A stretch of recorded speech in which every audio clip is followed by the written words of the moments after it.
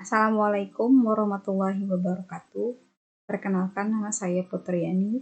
Saya dari SI20C, jurusan Sistem Informasi. Di sini saya akan mencoba menjelaskan tentang set instruksi dan elemen-elemen pembangunnya. Nah, untuk yang pertama yaitu apa sih instruksi set ya? Di sini instruksi set merupakan operasi dari CPU yang ditentukan oleh instruksi-instruksi yang dilaksanakan atau yang dijalankan atau kumpulan dari instruksi yang berbeda yang dapat dijadikan oleh CPU. Nah, itu disebut dengan set instruksi atau juga bisa disebut dengan instruksi mesin atau instruksi komputer. Nah, ada juga desain set instruksi. Ya, yang pertama ada kelengkapan set instruksi, yang kedua ada ortogonalitas, sifat independensi instruksi. Yang ketiga ada kompatibilitas, meliputi ada skor kode kompatibilitas, ada objek kode kompatibilitas. Nah, selain ketiga aspek tersebut juga melibatkan hal-hal sebagai berikut. Yang pertama ada operasi repertory, berapa banyak dan operasi apa saja yang disediakan dan berapa sulit operasinya. Yang kedua, data tipe atau jenis data yang dapat diolah. Terus ada juga instruksi format, panjangnya, banyaknya alamat, dan lain sebagainya. Nah, ada juga register, banyaknya register yang dapat digunakan. Ada understanding, model pengalamatan untuk operandnya. Nah, selanjutnya ada elemen-elemen instruksi. Nah, untuk dapat dieksekusi, suatu instruksi harus berisi elemen informasi yang diperlukan oleh CPU. Di antaranya yaitu elemen ada operation kode, yaitu menentukan operasi yang dilaksanakan. Terus ada skor operon referensi, yaitu merupakan input bagi operasi yang akan dilaksanakan. Yang selanjutnya ada elemen sort operand referensi, yaitu merupakan hasil dari operasi yang dilaksanakan. Terus ada elemen next instruction referensi, yaitu memberitahu CPU untuk mengambil instruksi berikutnya setelah instruksi yang dijalankan selesai. Nah, selanjutnya ada macam-macam instruksi. Yang pertama ada data processing, terus ada data storer, data move on, dan control. Kalau di data processing ada aritmatika dan logika instruksi. Terus kalau di data storer ada memori instruksi. Kalau di data move on ada I/O instruksi. Kalau di control ada test and break instruksi. Nah, selanjutnya ada macam-macam instruksi menurut jumlah operasi yang dispesifikasi. Ada O, 1, N, dan M tambah N. Sama-sama untuk address instruksi.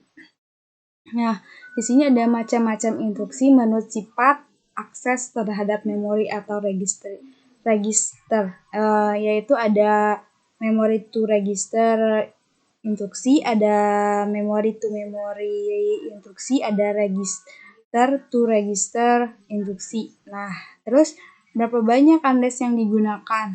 Nah, salah satu cara tradisional untuk menggambarkan arsitektur prosesor adalah dengan melibatkan jumlah alamat yang terkandung dalam setiap instruksinya.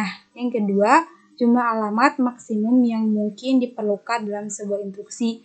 Nah, di sini ada 4 alamat ya, yang satu alamat menggunakan akumulator atau penyimpanan operon dan hasilnya. Kalau 2 alamat, satu operon merangkap hasil, satunya lagi operon. Terus kalau 3 alamat, 2 operon, 1 hasil. Kalau 4 alamat, 2 operon, 1 hasil untuk alamat instruksi berikutnya.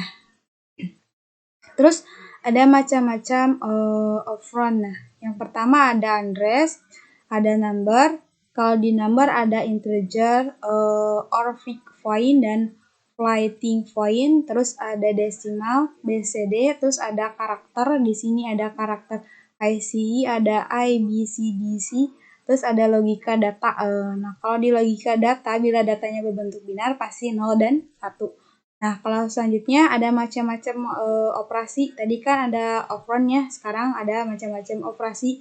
Yang pertama ada operasi transfer data. Kalau di transfer data, menetapkan lokasi, operand sumber, dan operand tujuan. Terus lokasi-lokasi tersebut dapat berupa memori, register, atau bagian paling atas daripada stack. Terus ada menetapkan panjang data yang dipindahkan. Terus ada menetapkan mode pengalamannya. Terus ada juga tindakan CPU untuk melakukan transfer data adalah dengan memindahkan data dari satu lokasi ke lokasi yang lain. Terus apabila memori dibatalkan, menetapkan alamat memori, menjalankan formasi alamat memori virtual ke alamat aktual, mengawali pembacaan atau penulisan memori.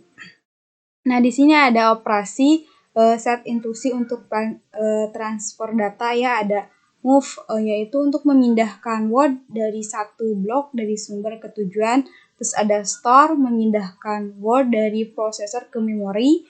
Terus ada load, memindahkan word dari memori ke prosesor. Terus ada Excel untuk menukar isi sumber dan tujuan. Terus ada char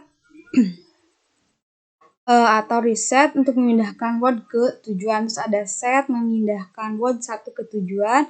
Ada push, memindahkan word dari sumber ke bagian paling atas stack.